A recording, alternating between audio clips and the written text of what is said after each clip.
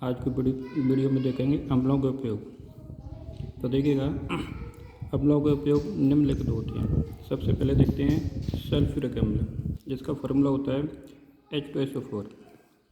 इसे लेड बैटरियों, पेट्रोलियम उद्योग, प्लास्टिक, कृत्रिम रेसे बनाने में तथा उर्वरक निर्माण में उपयोग किया जाता है।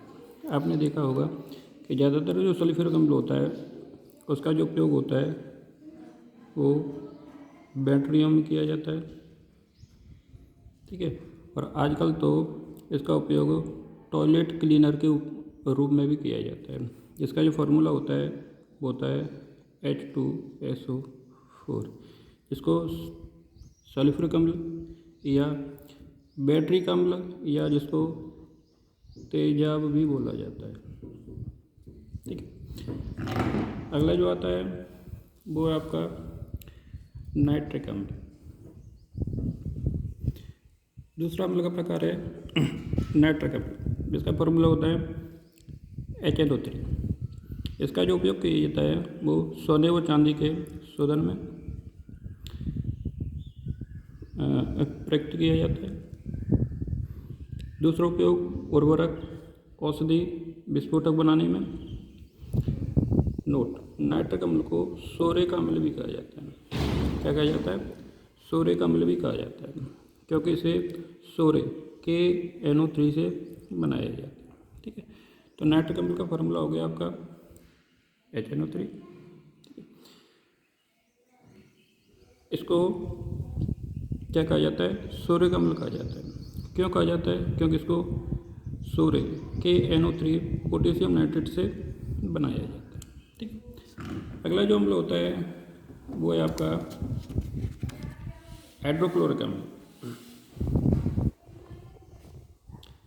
अगला जो अम्ल का प्रकार है वो है आपका हाइड्रोक्लोरिक अम्ल, HCl, हाइड्रोक्लोरिक अम्ल, ठीक है। इसका उपयोग HCl को वस्त्र उद्योग में, कपड़ा रंगने के लिए तथा कलई से पूर्व लोहे की चादरों को साफ करने के लिए प्रयुक्त किया जाता है, ठीक है। हाइड्रोक्लोरिक अम्ल का जो उपयोग होता है वो कपड़ा रंगने में, कलई से पूर्व लोहे की जो चादर होती हैं उनको साफ करने में इसका उपयोग किया जाता है। तो इस प्रकार से हमने अम्लों के बारे में पढ़ा। अम्ल आपका जो लेसन है वो है अम्ल, क्षारक व लवण, एसिड, बेस और साल्ट। तो अगला जो टॉपिक आता है वो आता है आपका क्षारक या क्षार, ठीक है। तो देखिएगा होते क्या हैं, परिभाषा देखें तो वे पदार्थ जिनका स्वाद कड़वा होता है तथा जो लाल लिटमस पेपर को नीला कर देते हैं क्षारक या क्षार कहलाते हैं, ठीक है। उदाहरण के लिए साबुन, ठीक है। परिभाषा के रूप में कह सकते हो कि वे पदार्थ जिनका स्वाद कड़वा होता है तथा लाल लिटमस पेपर को कैसा कर देते हैं? नीला कर देते हैं, वो क्षार या क्षारक कहलाते हैं। उदाहरण के लिए देखा जाए साबुन, ठीक है। नोट: वे क्षारक जो जल में घुलनशील होते हैं क्षार कहलाते हैं। अतः सभी क्षार क्षारक होते हैं, पर सभी क्षारक क्षार नहीं होते, ठीक है। विशेष बात याद रखनी है कि वे क्षार जो जल में घुलनशील होते हैं, जो जल में घुलनशील होते हैं, घुल सकते हैं, उनको क्षार कहा जाता है। अतः कह सकते हैं कि सभी जो क्षार होते हैं ना वो क्षारक तो होते हैं, लेकिन सभी क्षारक क्षार नहीं होते, ठीक है। इसके बाद में देखा जाए कि क्षारक कितने प्रकार के होते हैं, ठीक है। तो अगला है क्षारकों के प्रकार। तो देखिएगा आयनों के आधार पर क्षारकों को दो भागों में वर्गीकृत किया जा सकता है: प्रबल क्षारक और दुर्बल क्षारक, ठीक है। स्ट्रॉन्ग बेस और वीक बेस, ठीक है। पहला देखते हैं प्रबल क्षारक, स्ट्रॉन्ग बेस क्या होते हैं, ठीक है। तो वे क्षारक जो जल में पूर्णतया वियोजित होकर हाइड्रोक्साइड OH- आयन देते हैं प्रबल क्षार कहलाते हैं, जैसे KOH, NaOH, BaOH का होल ट्वाइस। ठीक है। तो परिभाषा याद रखनी है कि वे क्षारक जो जल में पूर्णतया वियोजित हो जाते हैं, ठीक है, पूर्णतया घुल जाते हैं, और घुलने के बाद में क्या देते हैं, hydroxide ion, OH minus ion देते हैं, वो आपके प्रबल क्षार कहलाते हैं, ठीक है। एग्जाम्पल के रूप में देखा जाए potassium hydride, potassium hydroxide, sodium hydroxide, beryllium hydroxide, KOH, NaOH और BaOH का अल्टोएस, ठीक है। दूसरा जो प्रकार आता है वो आता है आपका दुर्बल क्षारक, जिसको कहा जाता है वीक एसिड, ठीक है। तो देखते हैं कि जो वीक एसिड हैं वो क्या होते हैं। दुर्बल क्षारक वे क्षारक जो जल में पूर्णतया वियोजित नहीं होते हैं, ठीक है, दुर्बल क्षारक कहलाते हैं। जैसे AlOH का अल्टोएस, AlOH का अल्थ्राइस, NH4OH, ठीक है। तो दुर्बल क्षार क्या होंगे, प्रबल क्षारों के अपोजिट होते हैं, कि वे क्षारक जो जल में पूर्णतया वियोजित नहीं होते हैं, पूर्णतया घुलते नहीं हैं, उनको दुर्बल क्षारक कहा जाता है, ठीक है। जैसे एल्यूमिनियम हाइड्रोक्साइड, अमोनियम हाइड्रोक्साइड, ये सभी क्या होते हैं, दुर्बल क्षारक होते हैं, ठीक है। अभी तक हमारे चैनल को सब्सक्राइब नहीं किया हो तो सब्सक्राइब करें, शेयर करें और लाइक करें। इसके बाद में देखते हैं क्षारकों के भौतिक गुण, फिजिकल प्रॉपर्टी ऑफ बेसिस। तो क्षारकों के प्रमुख भौतिक गुण निम्न होते हैं। नंबर 1, क्षारक जल में विलेय तथा स्वाद में तीखे तथा कड़वे होते हैं। क्षारक कैसे होते हैं, जल में विलेय होते हैं, स्वाद में तीखे होते हैं और कड़वे होते हैं। दूसरा, क्षारक लाल लिटमस पेपर को नीला कर देते हैं। तीसरा, क्षारक स्पर्श करने पर साबुन के समान चिकने होते हैं, ठीक है। जो क्षारक होते हैं वो कैसे होते हैं, चिकने होते हैं, जिस प्रकार से साबुन होता है उस प्रकार से चिकने होते हैं, ठीक है। अगला है कि जो क्षारक होते हैं वो क्षारक अम्लों के समान क्षारकों की प्रकृति भी संक्षारक होती है। यह प्रकृति प्रबल अम्लों की तुलना में कम होती है, ठीक है। जो क्षारकों की प्रकृति होती है वो कैसी होती है, संक्षारक होती है, ठीक है। ये जो प्रकृति होती है वो प्रबल अम्लों की तुलना में कम होती है, ठीक है। तो ये होते हैं आपके क्षारकों के भौतिक गुण। इसी में आगे देखते हैं कि क्षारक होते हैं उन क्षारकों के भौतिक गुणों के बारे में अध्ययन करें। ये तो फिजिकल प्रॉपर्टी हो गई, ठीक है। इसके बाद में आती है आपकी केमिकल प्रॉपर्टी और रासायनिक गुण, ठीक है। तो क्षारकों के रासायनिक गुण, केमिकल प्रॉपर्टी ऑफ बेसिस। तो क्षारकों के रासायनिक गुण निम्न होते हैं। पहला देखें, धातु के साथ अवक्रिया, ठीक है। तो जो क्षार होते हैं वो क्षार किसी भी धातु के साथ में अवक्रिया करके लवण और हाइड्रोजन गैस मुक्त करते हैं, ठीक है। तो देखिएगा, प्रबल क्षारक सक्रिय धातुओं के साथ क्रिया करके हाइड्रोजन गैस उत्पन्न करते हैं। अतः क्षारकों को धातु पात्रों सक्रिय धातु में नहीं रखना चाहिए, ठीक है। जैसे आपने देखा होगा कि जो सोडियम धातु होती है वो सक्रिय धातु होती है, ठीक है। इसलिए इसको केरोसिन में डुबोकर रखा जाता है। क्यों? क्योंकि ये वायु से अवक्रिया कर लेती है और हाइड्रोजन गैस उत्पन्न करती है, ठीक है। तो जो क्षार होते हैं वो क्षार धातुओं के साथ में अवक्रिया करके क्या बनाते हैं, लवण बनाते हैं और हाइड्रोजन गैस मुक्त करते हैं, ठीक है। जैसे एग्जाम्पल देखा जाए तो कह सकते हो कि जैसे धातु, ये कोई धातु क्षारक के साथ में अवक्रिया करेगी, क्षारक के साथ अवक्रिया करके लवण और हाइड्रोजन गैस मुक्त करती है। जैसे जेडेन जिंक धातु ले ली हमने, जिंक, इस जिंक धातु की अवक्रिया सोडियम हाइड्रोक्साइड जो कि एक क्षार है के साथ में कराते हैं। सोडियम हाइड्रोक्साइड जब इसके साथ में कराते हैं तो ये NaZnO बनाता है तथा हाइड्रोजन गैस मुक्त करता है, ठीक है। सोडियम जिंक ऑक्साइड का निर्माण करता है। इसी प्रकार से एल्यूमिनियम धातु ले ली, ठीक है। इस एल्यूमिनियम धातु की अवक्रिया सोडियम हाइड्रोक्साइड NaOH के साथ में कराती हैं, ठीक है। जो कि जलीय विलयन में लेते हैं। जब इसकी ये आपस में अपक्रिया करते हैं तो क्या बनाते हैं, NaAlO3 का निर्माण करते हैं और H2 गैस का निर्माण करते हैं। ठीक है, तो इस प्रकार से जो धातु होती है वो धातु क्षारों के साथ अपक्रिया करके मेन रूप से किसका निर्माण करती है, हाइड्रोजन गैस का निर्माण करती है, यही के हाइड्रोजन गैस उत्पन्न करती है। ठीक है, नोट देखा जाए सोडियम मेटा एल्यूमिनेट को सोडियम एल्यूमिनेट भी कहा जाता है। ठीक है, जो सोडियम मेटा एल्यूमिनेट होता है उसका जो दूसरा नाम होता है वो आपका सोडियम एल्यूमिनेट भी होता है। ठीक है, अगली अपक्रिया देखते हैं क्षारकों की अपक्रिया, अधात्विक ऑक्साइडों के साथ अपक्रिया। ठीक है, इससे पहले देखिए धातु के साथ अपक्रिया। अब देखते हैं अधात्विक ऑक्साइड के साथ अपक्रिया। क्षारक अधातु ऑक्साइड जैसे अम्लीय ऑक्साइड से क्रिया करके लवण एवं जल बनाते हैं। यह अपक्रिया अधातु के ऑक्साइडों की अम्लीय प्रकृति को प्रदर्शित करती है। ठीक है, क्षार अधात्विक ऑक्साइडों के साथ अपक्रिया करके क्या बनाते हैं, लवण और जल का निर्माण करते हैं। जैसे फॉर एग्जाम्पल देखा जाए क्षारक प्लस अधातु ऑक्साइड, ठीक है, क्या बनाएंगे, लवण और जल बनाते हैं। जैसे CaOH का उल्टा है, ये कोई आपका क्षारक है।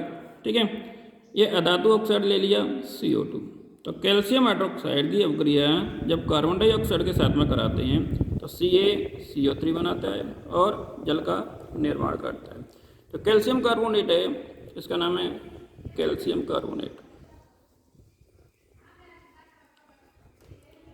कैल्शियम कार्बोनेट कैल्शियम कार्बोनेट बनता है और जल का निर्माण होता है। यहाँ पे जो कैल्शियम कार्बोनेट है वो एक लवण होता है। ठीक है, अगला देखा जाए क्षारक अम्लों से क्रिया करके उनके प्रभाव को नष्ट कर देते हैं तथा लवण व जल का निर्माण करते हैं। यदि क्षार और अम्लों की आपस में अपक्रिया करा दी जाए तो लवण और जल का निर्माण करते हैं। कहने का मतलब ये हुआ कि अम्ल क्षारकों के प्रभाव को नष्ट कर देते हैं और क्षार अम्लों के प्रभाव को नष्ट कर देते हैं। ठीक है, जैसे HCl कोई हाइड्रोक्लोरिक अम्ल ले लिया अम्ल, इसकी अपक्रिया किसी क्षार के साथ में करा दी, क्षारक सोडियम हाइड्रोक्साइड के साथ में करा दी। ठीक है, जब तक ये अपक्रिया नहीं कर रहे हैं जब तक अम्ल अपना प्रभाव रखता है और सोडियम हाइड्रोक्साइड अपना प्रभाव रखता है। लेकिन जैसे ही ये आपस में अपक्रिया कर लेते हैं तो ये हमारा लवण का निर्माण कर देते हैं, सोडियम हाइड्रोक्साइड सोडियम क्लोराइड, जो कि एक लवण होता है। ठीक है, और जल का निर्माण करते हैं। इस प्रकार की जो अपक्रिया होती है वो आपकी उदासीनीकरण अपक्रिया कहलाती है। उदासीनीकरण अपक्रिया।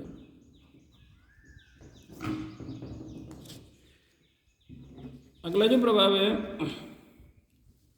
वो है आपका प्रबल क्षारकों को जल में विलय करने पर ये पूर्णतया आयनित होकर जलीय विलयन में हाइड्रोक्साइड आयन OH- प्रदान करते हैं। ठीक है, जो प्रबल क्षारक होते हैं उन प्रबल क्षारकों को जब जल में विलय किया जाता है तो ये पूर्णतः आयनित हो जाते हैं।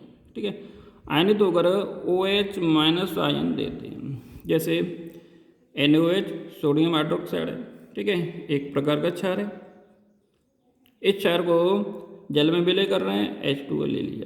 ठीक है, तो जब जल में विलय करते हैं तो आयनों में टूट जाता है, Na+ बनाता है और OH- बनाता है। ठीक है, तो इस प्रकार से जो क्षारक होते हैं उन क्षारकों को जब जल में विलय किया जाता है तो आयनों में टूट जाते हैं और OH- आयन हाइड्रोक्साइड आयन प्रदान करते हैं। ठीक है, लेकिन कुछ क्षारक गर्म करने पर क्षारीय ऑक्साइड व जल में विघटित हो जाते हैं। ठीक है, कुछ क्षारक ऐसे भी होते हैं जिनको गर्म किया जाए तो क्षारीय ऑक्साइड बनाते हैं और जल बनाते हैं। ठीक है, जैसे MgOH का उल्टा है मैग्नीशियम हाइड्रोक्साइड। जब इसको गर्म करते हैं तो मैग्नीशियम ऑक्साइड का निर्माण करता है। ठीक है, मैग्नीशियम ऑक्साइड।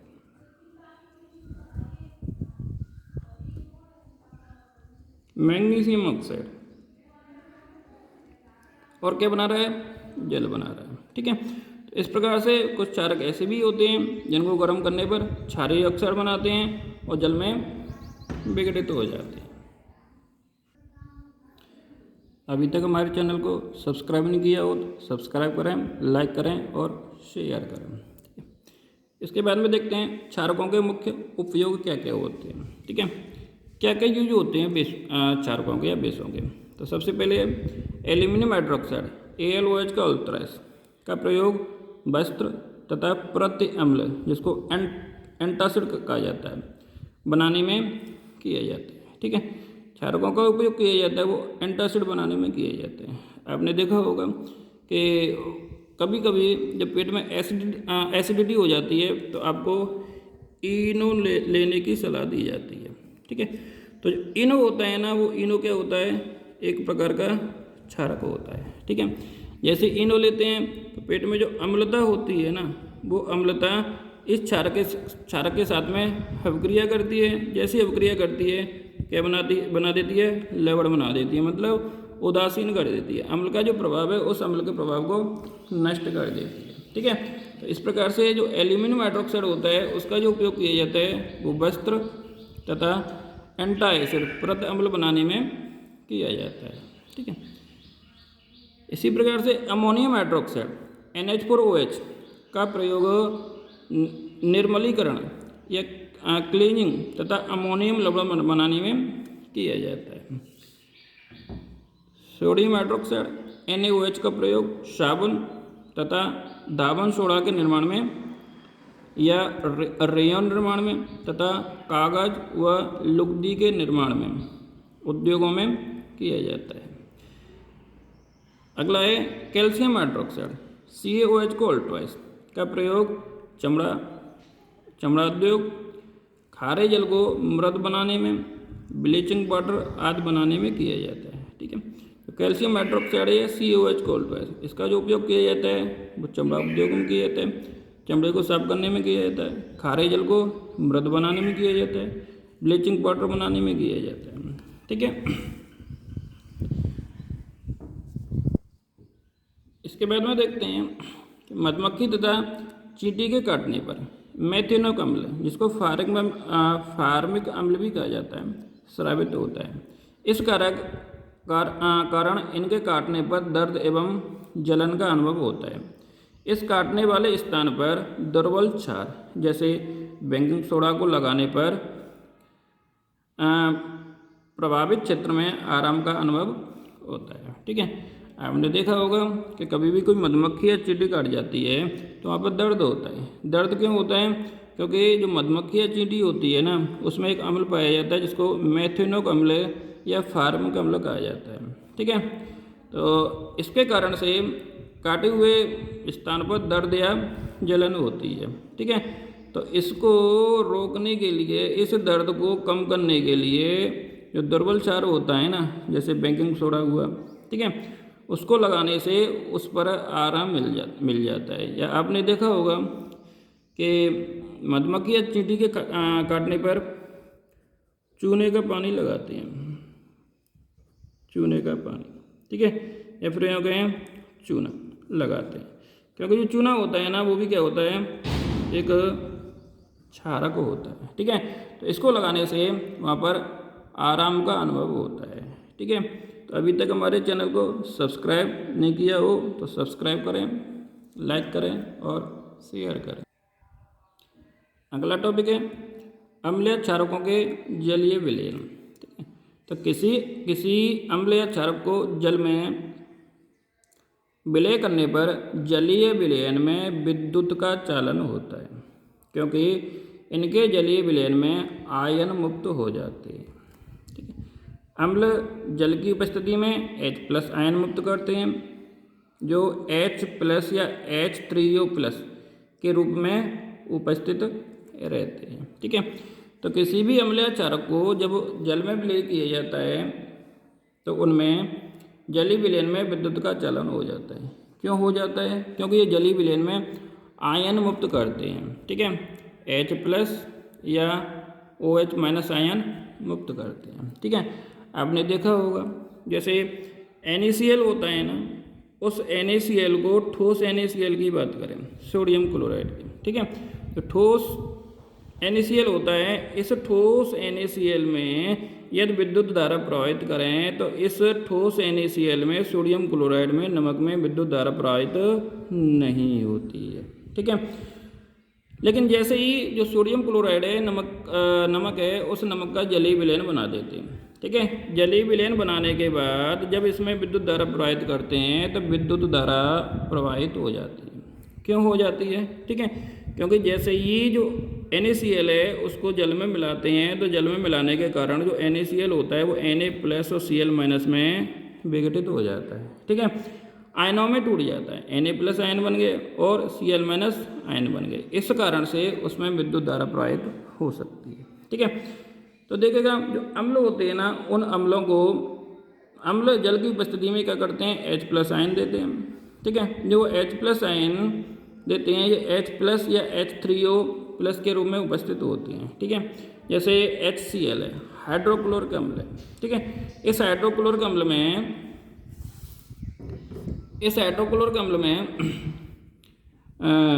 जल मिलाया जाए तो ये आपका H3O+ और Cl- बनाते हैं, ठीक है। यही कह सकते हो H+ और Cl- का निर्माण करते हैं, ठीक है। क्षारक को जल में घोलने पर OH हाइड्रोक्साइड आयन उत्पन्न होते हैं, ठीक है। जो अम्ल होते हैं वो अम्ल H+ आयन देते हैं, जबकि जो क्षार होते हैं वो क्षार OH- आयन का निर्माण करते हैं, ठीक है।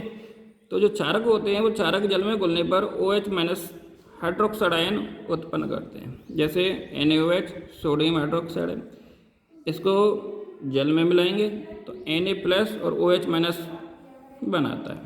इसी प्रकार से KOH पोटेशियम हाइड्रोक्साइड है, इसका जलीय विलयन बनाएंगे तो K+ आयन देते हैं, OH- आयन देते हैं, ठीक है। तो जो क्षार होते हैं वो क्षार क्या दे रहे हैं? OH- आयन देते हैं। इसी प्रकार से MgOH को है, मैग्नीशियम हाइड्रोक्साइड है, इसका जलीय विलयन बनाते हैं तो Mg+2 और 2OH- आयन देते हैं, ठीक है।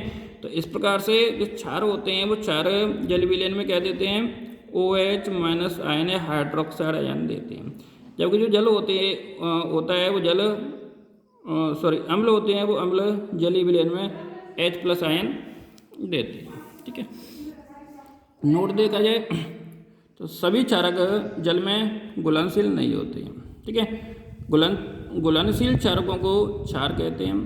भाई अभी ऊपर बताया था कि जब जो क्षारक होते हैं ना वो क्षारक जल में घुलनशील नहीं होते, सभी नहीं होते, जो घुलनशील होते हैं उनको क्षार कहा जाता है, ठीक है। इनका स्पर्श साबुन की तरह स्वाद कड़वा तथा प्रकृति संक्षारक होती है, अतः इन्हें कभी भी छूना नहीं चाहिए, ठीक है। तो ये हमने क्षारकों या बेस के बारे में पढ़ा था, ठीक है। सभी से निवेदन है कि हमारे चैनल को सब्सक्राइब करें, लाइक करें और शेयर करें, ठीक है। मिलते हैं अगले वीडियो में, जब तक के लिए नमस्कार।